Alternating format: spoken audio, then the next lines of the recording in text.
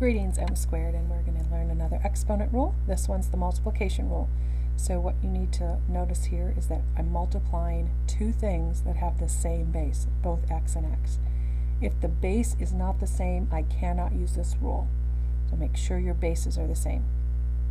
Once you know the bases are the same, the rule says to add exponents. So when I'm multiplying, I add exponents. So I have x to the n plus m. And just a little example, if I have x cubed times x to the fourth, you know, that means I have three x's here, because x cubed means three x's times each other. And then x to the fourth means I have 4. So you'll see that altogether I have 7 of them. That's why we add. That's the why. Let's do some examples. This first one, are the bases the same? Absolutely. They're both x. That means I can add exponents. So I get x to the 5 plus 4, or x to the 9. And this next one, notice that I have a coefficient here, this number in front of this x cubed, but I don't here. But there isn't one, there's always like an imaginary 1 there, because there's only one x to the 5.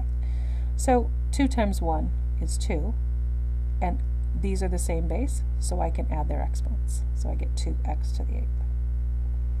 This next example, I have coefficients in front of both of them. So that's just simple multiplication like you learned a long time ago, 5 times 6. There's no exponents, there's no like base, it's just multiplication. So I multiply those like terms and get 30.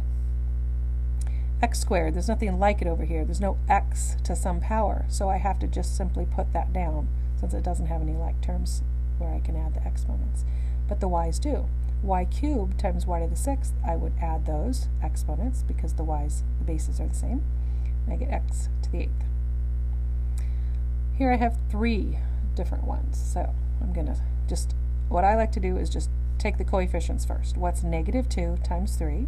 Negative 6. Negative 6 times 5 is negative 30. So first I do the number of parts of the coefficients. Then I look at the x's. This is an x, and this is an x. When I add 3 plus a negative 3, I get 0. That's an x to the 0. And y to the 4th. Now some of you might not have to put that x to the 0 because you probably remember what x to the 0 is. Remember, anything to the 0 power, that's the 0 rule, is 1. So now I have 1 times negative 30, which is negative 30, times y to the 4th. And they're not like terms, so we just put them next to each other so that we can tell that they're being multiplied. Okay, over here, number parts. Negative 7 times negative 3 is a positive 21. X cubed times x to the 5th, we're multiplying, so I have x to the 3 plus 5, or 8.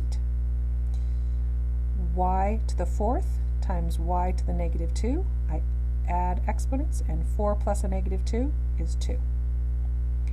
Z to the 7th times z to the 5th is z to the 2nd, because 7 plus negative 5 is, I think I said second, is 2. And then our last example right here, x to the 4th times y to the 4th.